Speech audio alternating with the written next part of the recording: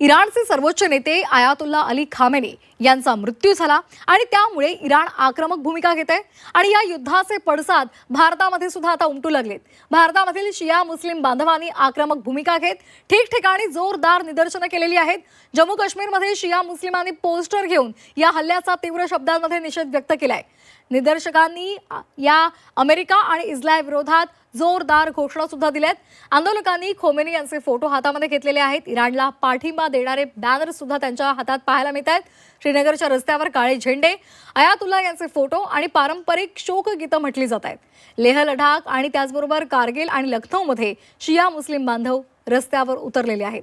त्यामुळे आता या भागात तणावपूर्ण शांतता पाहायला मिळते। तर आपण ही चार दृश्य पाहतोय। काश्मीर, कारगिल, लेह आणि लखनौमध्ये शिया मुस्लिम बांधव हे रस्त्यावर उतरलेले आहेत। इराणचे सर्वोच्च नेते आयातुल्ला खोमेनी यांचा मृत्यू झाल्यानंतर आता हे सगळे नागरिक रस्त्यावर उतरलेले आहेत आणि त्यांनी अमेरिका आणि इस्रायलचा निषेध नोंदवलाय।